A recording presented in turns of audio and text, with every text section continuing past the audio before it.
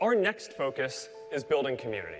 We've always done a lot of work to help people share and get a diversity of opinions out there. And we're always going to do this. But now, in addition, we're also going to work on building common ground. It was a pledge made just a few months after U.S. President Donald Trump was sworn into office. A divisive figure with a penchant for social media, Trump himself would inaugurate so-called fake news as a prominent fixture of the modern political landscape. Fake news media or press. Now, revelations have emerged that a data analytics firm used personal information harvested from more than 50 million Facebook profiles for political ends, including targeting American voters. That data is out there. There's a marketplace for your data. It's bought and sold every day. Here's the point. The progressive left and the opposition party cannot get over one basic fact. Donald J. Trump is president of the United States, and he beat Hillary Clinton. He beat her badly. But the uproar is mainly focused on how Facebook users' personal information was used by Cambridge Analytica to manipulate their political persuasions. We were involved in the Trump campaign, as I've made clear, for very many months now. We managed everything from research to data to analytics to all the digital marketing to also the television marketing that was undertaken.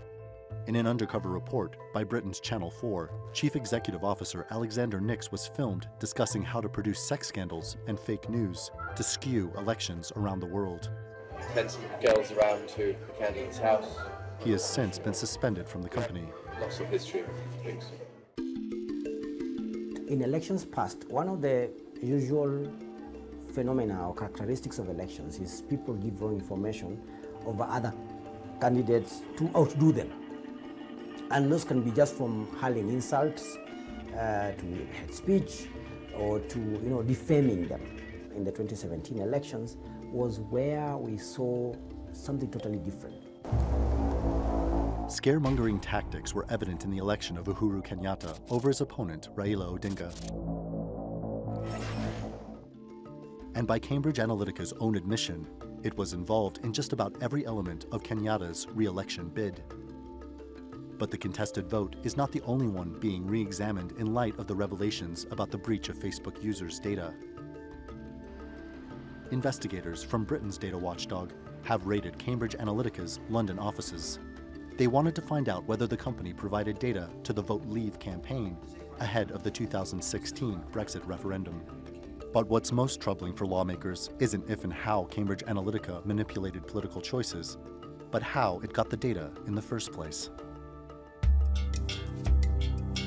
Look, these companies have grown very fast. Within the span of less than 10 years, they've gone from being a novel idea to a major corporation.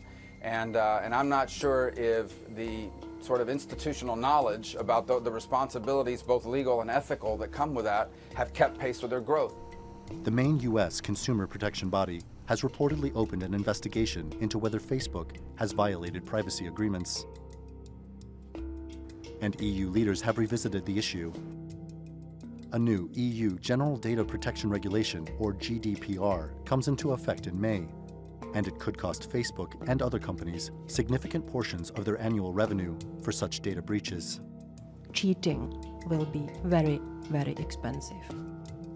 The question many are asking is if governments don't come to terms with how to better protect user data, who will?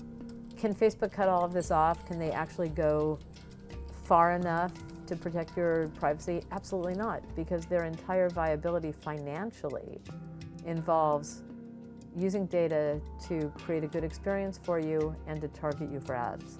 Without that, they don't have a business. Or perhaps the onus will fall on the consumer to establish fact from fiction, to tell friend from foe. Randolph Nogle, The Newsmakers.